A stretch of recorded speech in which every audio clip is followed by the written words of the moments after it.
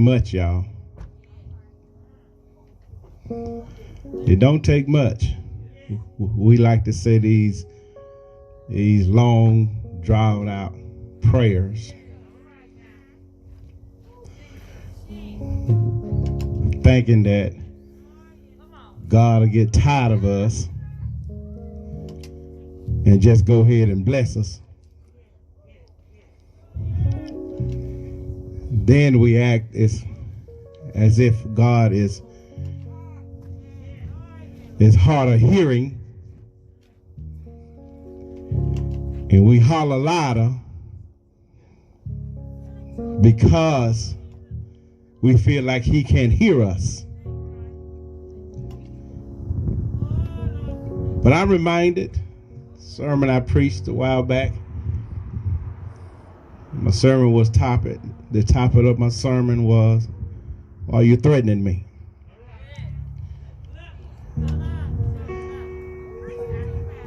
450 prophets of Baal, one of God.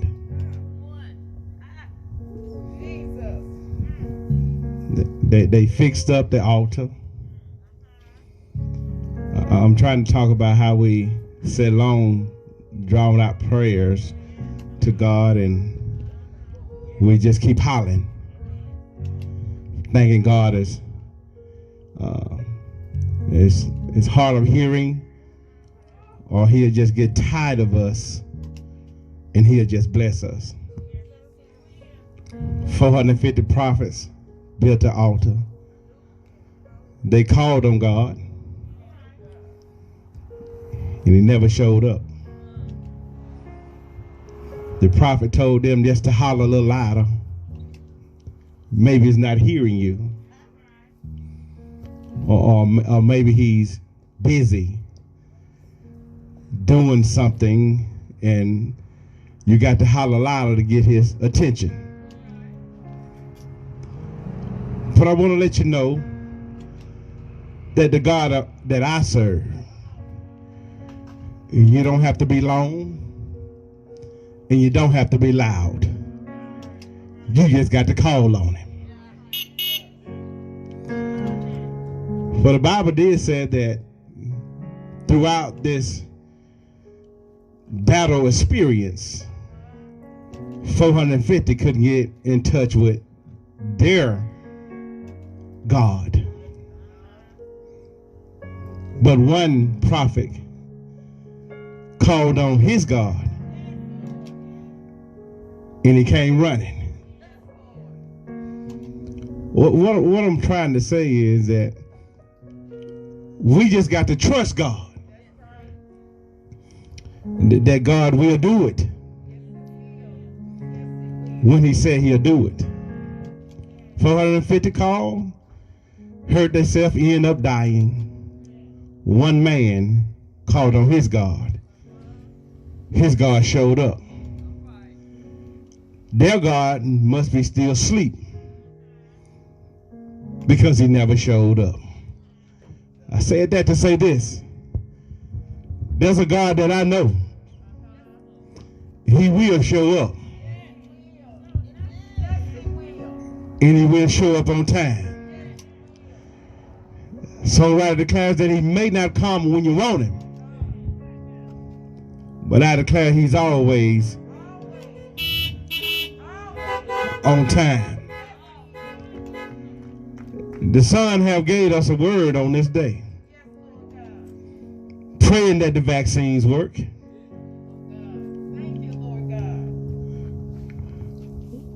God speaks to children too. So I remember years ago that a young man like that wouldn't be able to come up and say a word in the church. Don't forsake the children. They got something to say too. God is the only one can reveal something to a child and tell it to us, and we need to just be in agreement with what's being said and trust the Lord for it. I believe that it won't be long. Songwriter did declare it won't always be like this. We won't always be walking around with masks on our face.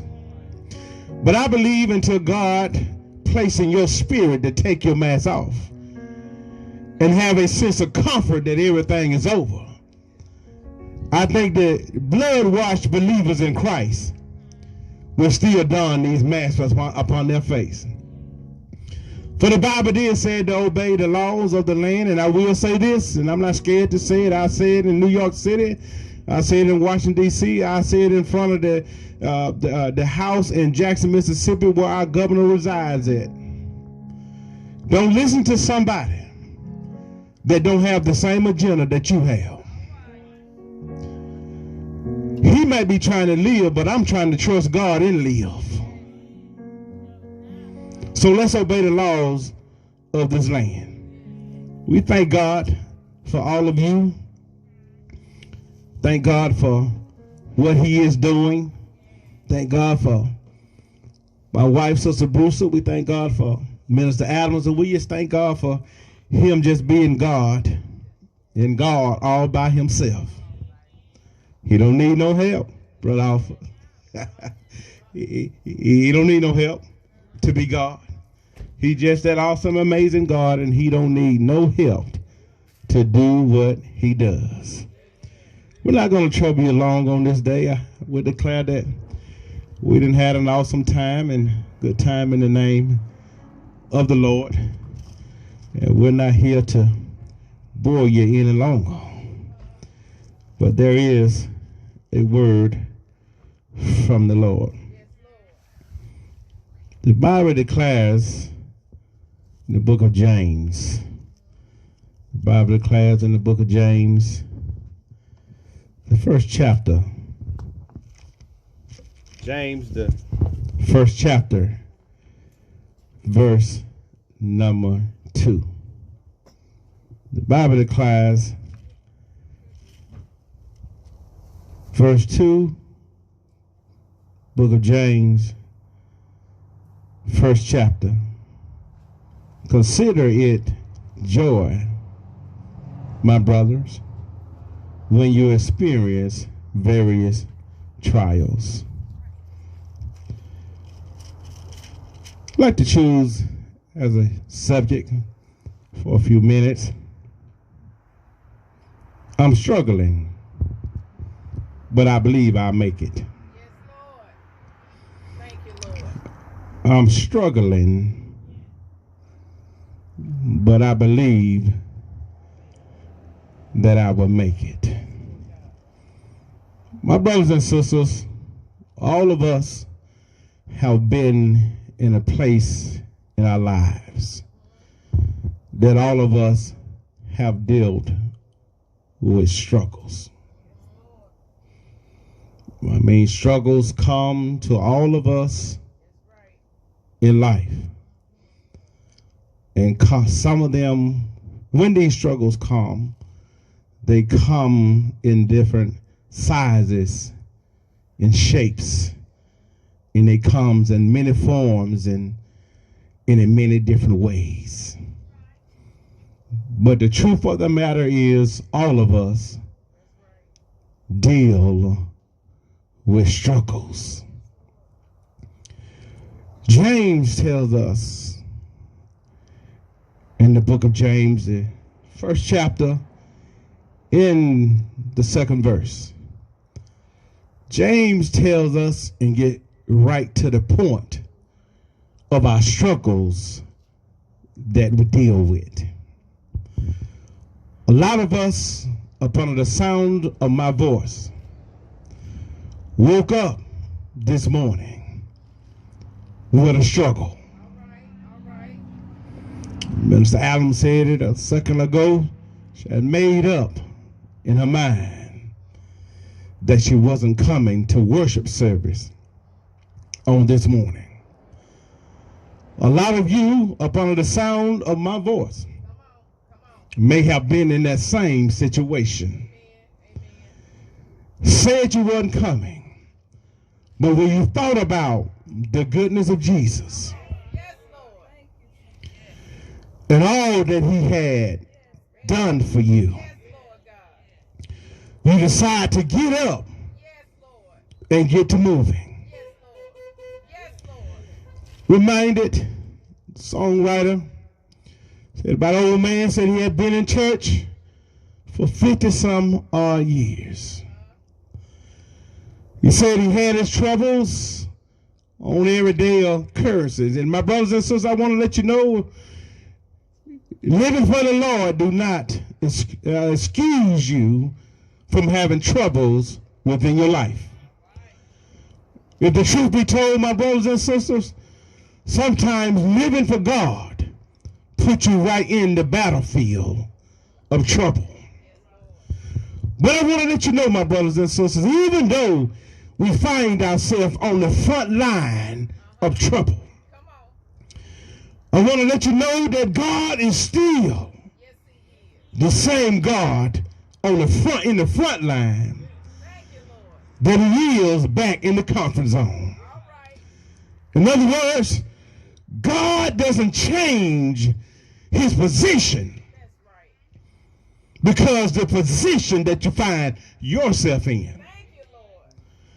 A lot of people believe just because they're in a comfort zone and everything seems to be doing fine, a lot of folks feel like they're in the right position. Yes. All of your bills are being paid. Cars driving fine, nothing broke in the house, got a few dollars in the bank. All right. Have no trouble on my job. They just gave me a raise, and not only that, I got a promotion. So you feel like you're in your comfort zone and everything is all right, and you feel like you're in the right place, in the place that you need to be in life. I want to let you know, my brothers and sisters, the right place that you feel like you at could be the wrong place that's keeping you out of the will of God. That's right. That's right. So, my brothers and sisters, when you find yourself, when it seems that you got trouble on the other side, seems like you can't turn no way, where you're not faced with trouble within your life. Right. That's right. Seems like you're just like the children of Israel when they were trying to leave Egypt. In other words, my brothers and sisters, they was in a place where they felt comfortable in Egypt, even though they was in a place of bondage.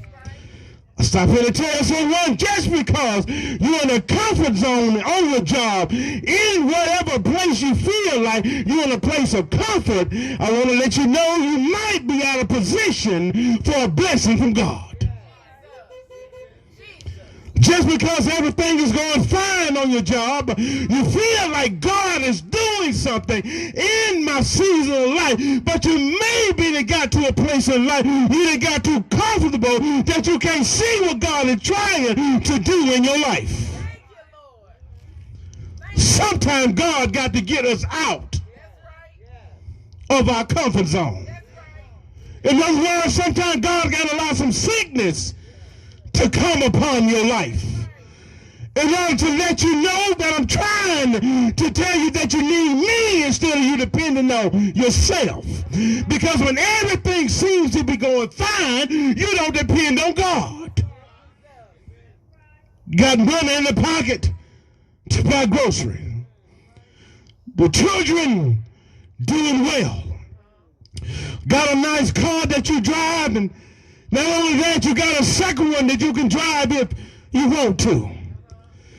My brothers and sisters, I want to let you know sometimes God got to put you in some precarious situations of life to let you know that it's not you that's got you comfortable. It's me that's got you comfortable, but you ain't got too comfortable being in your comfortable place that you didn't got about it was me that brought you in to your comfortable place. In other words, God had to have some discomfort going on every now and then to let you know that I need you, Lord, in my life.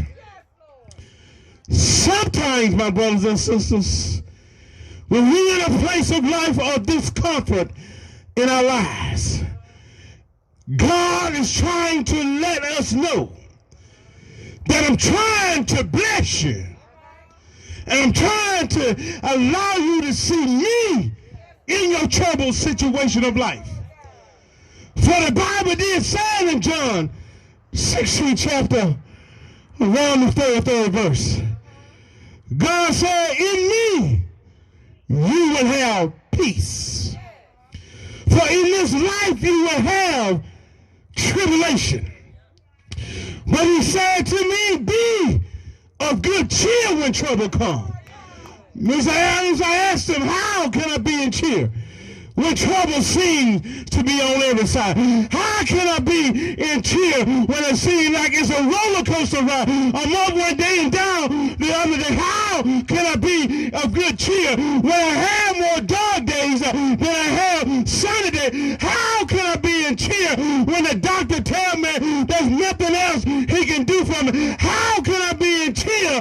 Because God tells me that he said he have overcome the world. So he tells me I can be in cheer. And when I like when he said that, even though I'm in some trouble and trial situation of life, he said in the 30 numbers of Psalm that weeping may endure for a night. But if I can just hold out until tomorrow, the joy will come in the morning.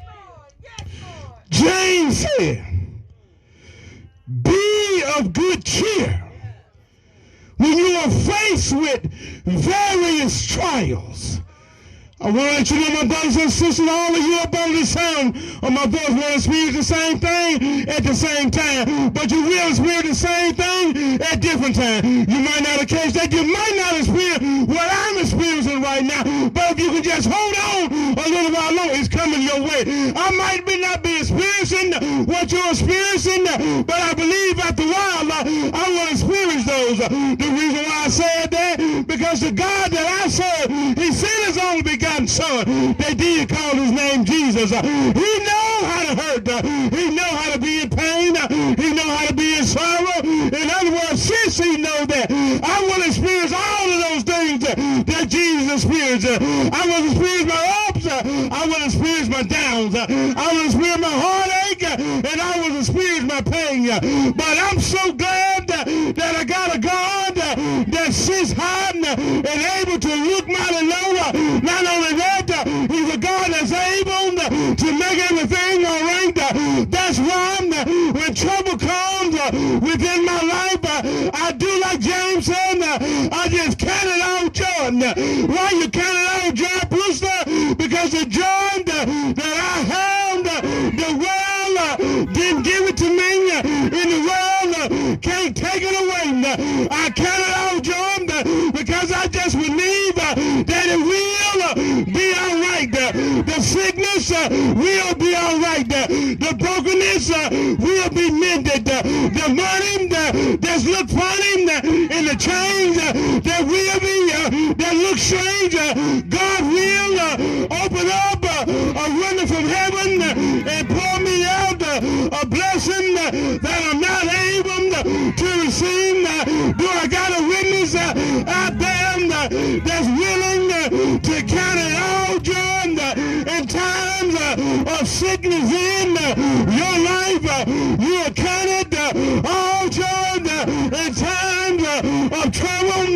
You will count it all joy in the time of brokenness. You will count it all joy. And the reason why I count it all joy, because he has his eyes on me.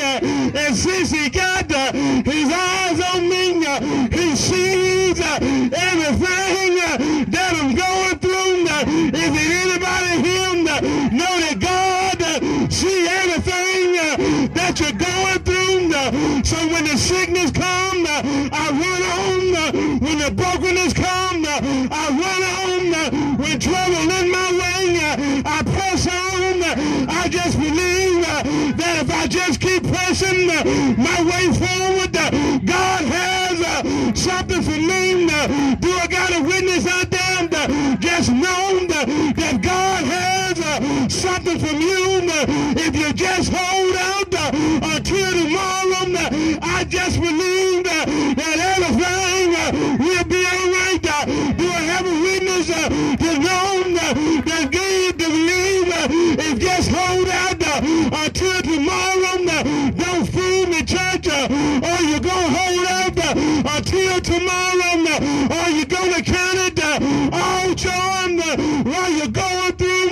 He may not come when you want him, but I just believe that he will come after a while. Is it anybody here willing to wait upon the Lord? For the Bible declares they that wait upon the Lord shall renew their strength, shall mount up as wings of an eagle. Run, not get weary, walk and not faint. I carry out John, for I know if I trust, lean, and depend on God, God will come out and see about me. Has God made a visit to your place? Have God made a visit to your home? Have God made a visit to your job? The folks that didn't want to promote you, didn't want to give you a raise, but I'm so glad that I got a God that sits high, and not only that, he's a God that's able to look mighty low. He'll make no good folks bless you when they don't want to bless you. He'll change the doctor's report with a doctor's song. He'll not see it no more. Is there anybody here that can give him joy in the time of trouble? He'll pick you up, turn you around, place your feet on the solid ground. I can be